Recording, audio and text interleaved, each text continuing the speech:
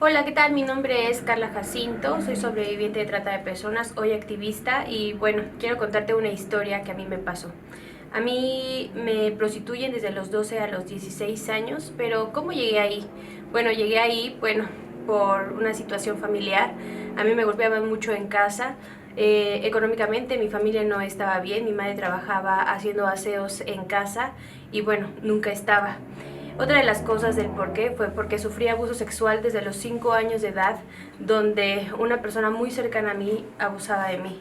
Conforme fui creciendo, fue creciendo el abuso y eso me hizo darme cuenta que mi familia no me quería, que estaba viviendo una violencia sumamente extrema.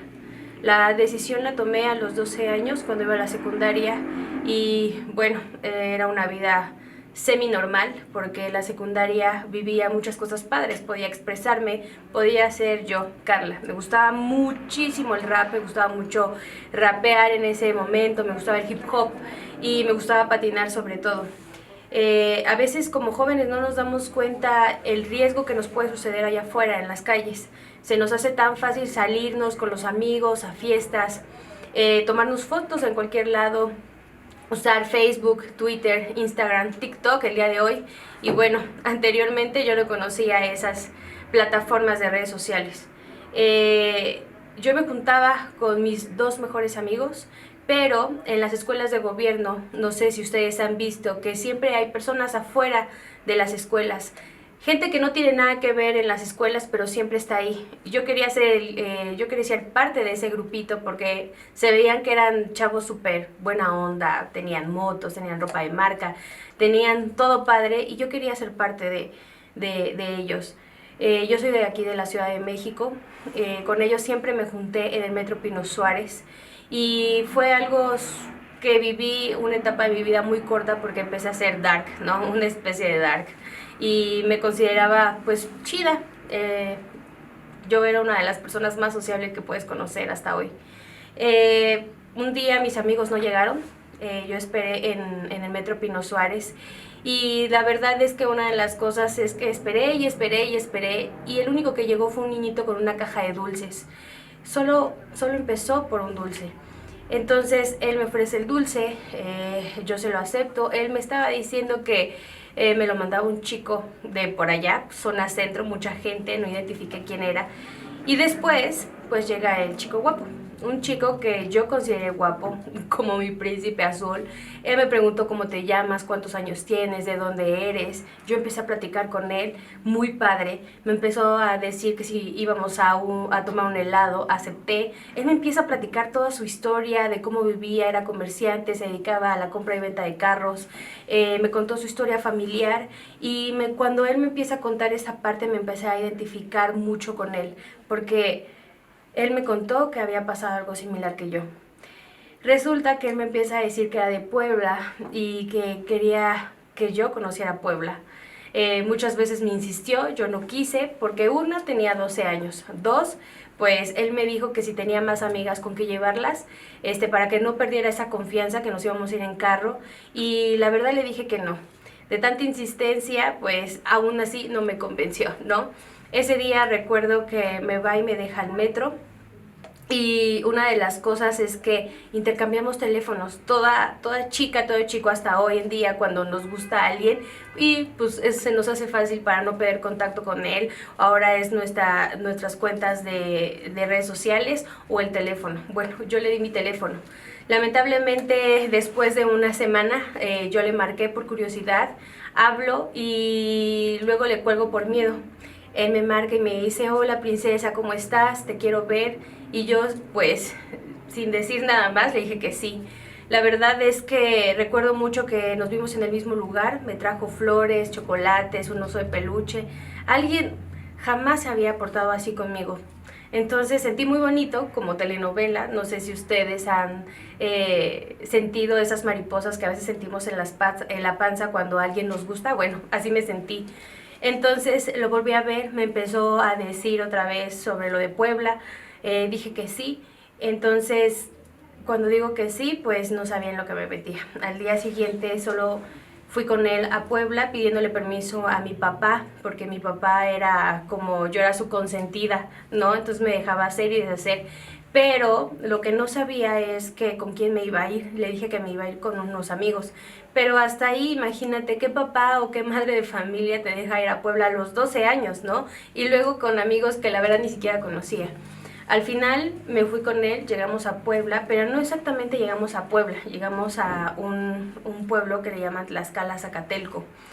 Cuando llegamos a Tlaxcala, yo solamente veo que hace una llamada y que dice, prepara el carro. Cuando prepara el carro, fue lo más hermoso que había visto en los 12 años, porque mi papá trabajaba en un trabajo de taxista donde tenía un bocho. Entonces cuando yo llego ahí, él lo que me presenta es un Tramsan rojo del año. Entonces imagínate, quemacocos, deportivo, los ojitos de los faros de enfrente le empiezan a hacer así, se empieza asientos de piel. No, o sea, la verdad es que no te imaginas lo sorprendente que yo viví ese día, ¿no? Él me dice, vamos a dar una vuelta, nos dimos una vuelta, encontramos a los primos. Resulta que los primos ya sabían absolutamente todo de mí, cuántos años tenía, de dónde era, y me empezaron a decir que si yo era la famosa Carla, que el primo estaba sumamente enamorado de mí, ¿no? Que se quería casar conmigo, que quería tener una familia. Y bueno, una de las cosas es que primero me dio muchísimo miedo. ¿Por qué? Porque pues eran 4 tipos con una niña de 12 años. Entonces yo me imaginaba que me iban a violar o que iban a matarme por ahí, y ellos olieron mi miedo.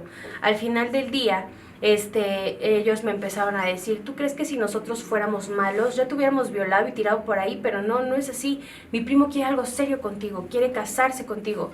A los 12 años a veces los padres o las personas adultas piensan que nuestros sueños son muy vagos, pero yo tenía un objetivo y siempre he tenido un objetivo en mi vida, tener la mejor familia. Entonces yo me pensaba casarme de blanco, yo pensaba tener una casa, tener carros, tener perritos, hijos, hijas, y realmente no fue así. Ese día me regresé a México. Mi mamá me corrió porque llegué a las 2:30 de la madrugada. No era la primera vez que dormía en la calle y ni siquiera que comía en la calle, pero mi mamá estaba muy enojada, empezó a decir muchas cosas cuando llegué, y la última cosa que recuerdo que me dijo era que me fuera. Y yo dije, bueno, si de tantas veces que tú me has corrido y siempre he regresado, pues hay una persona que me está prometiendo lo que tú no me das. Al día siguiente me voy con él. Solo bastó una semana para convencerme de ir a vivirme con él. Me fui al mismo pueblo, a Tlaxcala, Zacatelco. Viví 3 meses bien, pero en ese transcurso de esos 3 meses empecé a ver cosas muy extrañas. Los primos empezaban a traer diferentes chicas cada semana. Y yo era como las abuelitas, ¿no? Muy curiosa, que solo veía atrás de cortinas y empezaba a ver que llegaban de todos los colores y de todos los sabores. Y recuerdo mucho que le pregunté, oye, ¿por qué tus primos traen diferentes chicas cada semana? Y me dice que son comerciantes. Ok, todos sabemos qué es el comercio. Pero él me dijo una palabra que no te la enseñaban en la escuela en mis tiempos, la palabra padrote. Entonces, cuando me empieza a decir padrote, pues mi curiosidad de preguntarle qué era padrote, pues era más grande. Le pregunté y él me dijo que padrote significaba que era una persona que cuidaba a las chicas que se dedicaban al sexo servicio. Y luego me empezó a decir, no, no, tú no te preocupes, tú te vas a casar conmigo, vamos a tener una familia. Y de repente me decía, oye, ¿qué pasaría si tú te dedicaras a...? En ese transcurso de 3 meses me empezó a decir todo eso, como haciéndome ya una práctica en la cabeza. Y después conocí a una chica que le decían la morena. Entonces era la primera chica que yo consideré una amiga. ¿Por qué? Porque antes me daban miedo mucho las niñas, entonces no me juntaba con niñas. Resulta que me cayó muy bien, pero ella viene más adelante. Resulta que el 3er mes él me dice, ¿sabes qué? Tienes que trabajar. Yo pensando que era un trabajo normal, común, lavando trastes, haciendo de comer, en una farmacia, en una papelería, porque yo imaginaba que a los 12 años podía apoyar a mi pareja. Pero pues él me dijo que no. Él me empezó a decir cómo poner un condón, cuánto tenía que cobrar, el tiempo que me iba a tardar con cada cliente, cómo le tenía que decir a cada cliente, cómo era la persona que iba a entrar conmigo, qué servicio le iba a hacer, posiciones, desnudo. Todo ese tipo de cosas me empezó a explicar. ¿Y sabes qué? Yo no lo entendía. Yo pensaba que iba a ser una vida totalmente diferente. Aparte, una de las cosas, mi tratante me ganaba por 10 años más. Entonces, imagínate, desde los 12 años con un tipo de 10 años más que yo. Por otro lado, Cuando me empieza a explicar todo eso, yo solo pensé que era una mentira más. Y pues no fue así. Al día siguiente me manda con una chica llamada Daniela y me llevan al primer prostíbulo que pisé en ese tiempo, en Puebla. Recuerdo mucho que solamente llegué con mis Converse, y con mis tenis, con mi sudadera grande y con una colita con 2 cuernitos. Recuerdo que entré a una cortina roja y viendo formadas en hileras a las chicas con faldita y tacones. La chica trató de convencer al dueño del hotel que me dejara trabajar. No me dejaron trabajar. 1, porque no estaba desarrollada. 2, no tenía maquillaje, no me veía como una persona mayor. 3, no tenía una identificación que dijera que tenía 18 años. Nos fuimos, no convenció al dueño del hotel y nos fuimos. Al poco rato él me dice, ¿sabes qué? Vete a sacar unas fotos infantiles a color. ¿Y qué crees? Cuando me las saco, se las entrego y al día siguiente ya tenía una credencial de lector que decía 18 años de edad, con mi nombre. Entonces ya te imaginarás que pues era falsa. Por otro lado, yo en ese momento le dije que me quería ir con la morena, porque me cayó súper bien. Entonces resulta que me voy con la morena y como yo todavía en mi cabeza de 12 años creía que todos se dedicaban al comercio, bueno, cuando le digo que me quiero ir con la morena me dice, ¿estás seguro de lo que quieres? Y le digo, sí.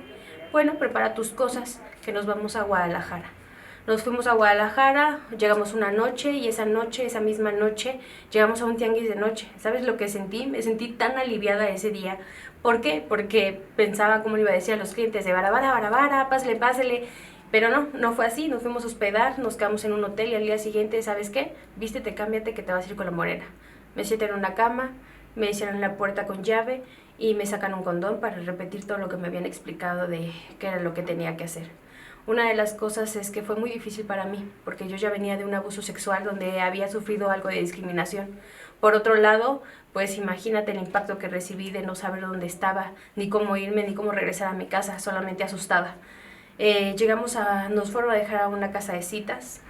Recuerdo mucho que era un cristal con una banca en forma de L, y los clientes y las chicas empezaban a mirarme.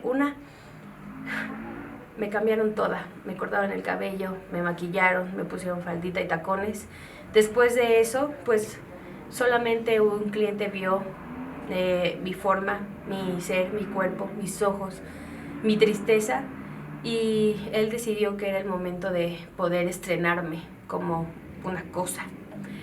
Fue muy difícil para mí al principio porque el que te toque mucha gente, el que abuse de ti mucha gente, el que vean tu tristeza, tu odio, tu rencor y al final del día sigan abusando de ti, 1, 2, 3, 4, 5, 6, 10, 20, 30 hombres en un solo día.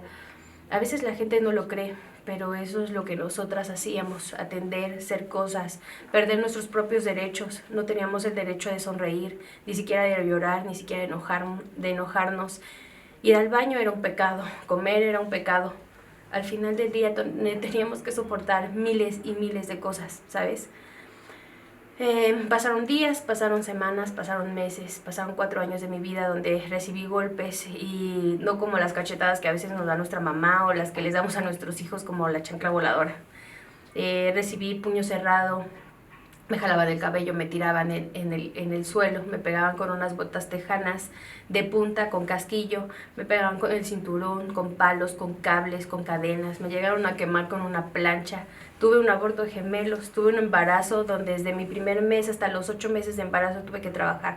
¿Dónde estaba la sociedad? ¿Dónde estaban esas autoridades que decían que nos iban a apoyar? Muchas personas, mujeres y hombres, más las mujeres a veces nos decían, eres una PEU, eres una prostituta, cuidado porque te vayan a robar al marido. Le tapaban los ojos a los niños. Yo no tenía la culpa, yo no quería estar ahí, yo no decidí estar ahí. Yo jamás dije, quiero ser esto cuando sea grande, jamás. Yo lo único es que seguí un sueño que realmente era inalcanzable. Estuve ahí 4 años donde vi sangre, donde vi drogas, donde vi alcohol, donde vi personas sufrir, donde veía infinidades de delitos que las autoridades no veían. Hubo 2 ocasiones donde hubo operativos y los propios federales entraban con uniformes a abusar de nosotros. Decían que si nosotros no cooperábamos, iban a mandarle los videos y quién éramos realmente a nuestras familias. ¿Qué personas tan frías pueden decir eso. Muchas veces nos preguntan, bueno, ¿por qué no te escapaste? ¿Por qué si no estabas en una zona de calle te escapaste? Bueno, ¿tú qué harías por lo más importante de tu vida? ¿Qué estarías dispuesto a hacer por tu mamá, por tu papá, por tus hermanos, por tu perro, por tu hámster, por tu gato, si es al que más amas? ¿Qué harías por esas personas y por esos pequeños animales?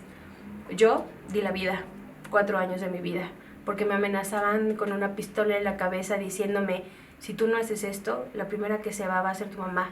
Imagínate la foto de tu madre con un plomazo en la cabeza. Imagínate la foto de tu hija con un plomazo en la cabeza. Yo no quería descubrir si era verdad o mentira. Yo lo único que quería era salir de ahí. Yo lo único que deseaba era ser otra persona. O solo morir. Pero, ¿sabes? Mis 4 años se convirtieron en una costumbre, en algo muy cotidiano, donde te levantas, te vistes, te maquillas, te peinas para otros. Y luego solamente es eso. Tú tienes que mantener tu cuerpo, tú tienes que comer algo bueno. Tú ya no eres nada, solamente eres un robot. Pero, ¿sabes? Solo un hombre de 43,000 personas que pasaron por mi cuerpo vio la belleza de un ser humano. Vio la belleza que se llamaba Carla. Vio la belleza de mi vida, de la que quería tener. Y, ¿sabes? Es el que me ayudó. Me trató de convencer mucho tiempo. Se pasó por ser por un cliente, pero más que un cliente fue un amigo. Un cliente que valoró el tiempo de estar acostados en vez de tener sexo. Horas y horas. Él me platicaba, ¿qué quieres ser en la vida? ¿Qué quieres saber de tu familia? ¿Quieres tener a tu hija? Y yo le decía, sí, pero ¿cómo? ¿Cómo la gente me va a ayudar a hacer eso? Tú estás aquí y se supone que venías por sexo, no nada más para platicarme. Pero ¿sabes qué me decía él? Tú vas a salir de aquí. Tuve que convencer al tipo que me tenía para poder ir una vez a mi casa. El ganarle la confianza me costó algo que realmente yo no quería hacer jamás. Tratar de convencer a una chica que trabajara. La entrené, ahora sí que le dije todo lo que me habían dicho, lo que me habían enseñado. La chica se escapó y la verdad una de las cosas es que agradezco que se haya escapado. Ese día recuerdo que me golpearon muy feo y después de eso ya había ganado la confianza. Y una vez le mencioné, quiero ir a mi casa un día, déjame ir. Bueno, tienes que juntar cierta cantidad de dinero. La mitad me la dio mi cliente y la otra mitad pues la tuve que hacer yo a toda costa. Después un día recuerdo que él me dice, ya voy, ya llevo a tu hija porque me la habían quitado al mes que nació, no la vi en un año. Entonces fue algo muy difícil y es por eso que reconozco el dolor que se siente como madre cuando desaparecen los niños y las niñas que a veces ves en fichas de niños desaparecidos.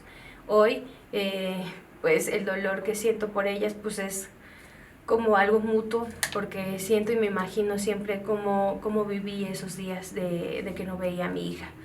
Ese día llega con mi hija, hicimos el intercambio de dinero, me da mi dinero, me da 1,000 pesos todavía, me dice, la amenaza que me dejó siempre fue de que iba a tardar días, iba a tardar semanas, iba a tardar meses o años, pero de que me encontraba y que nos iba a matar si yo llegara a decidir a escaparme. Pues lo hice. Después de ahí, pues mi cliente solo me ayudó en teléfono, me dijo que ya era hora, mandó un taxi. La señora de la renta que no me rentaba, pues escuchaba todos los golpes todos los días. El señor donde iba a la tiendita por mis flanax también me ayudó, me llevó hacia la Tapo porque yo vivía en Puebla. Y así salí con miedo porque muchas de los periódicos que dicen que es feminicidio, sí, pero son muchas de las chicas que yo conocí que en algún momento fueron víctimas y que pues lamentablemente ya no están aquí contando su historia. Eran historias que bajaban del carro, del camión, del avión, cuando se intentaban escapar, y bueno, yo solamente soy ese 2% que existe de las víctimas que son libres, ¿no? Por otro lado, cuando llegué a Fundación Camino a Casa era una mujer con miedos, era una mujer que era muy agresiva, que cuando veía a una persona quería golpearla, no sabía ser mamá, me daba miedo, incluso una vez llegué a cachetear a mi hija porque no se callaba, pero ahí entendí que me veía yo llorando yo pasando por un delito que yo no entendía en su momento.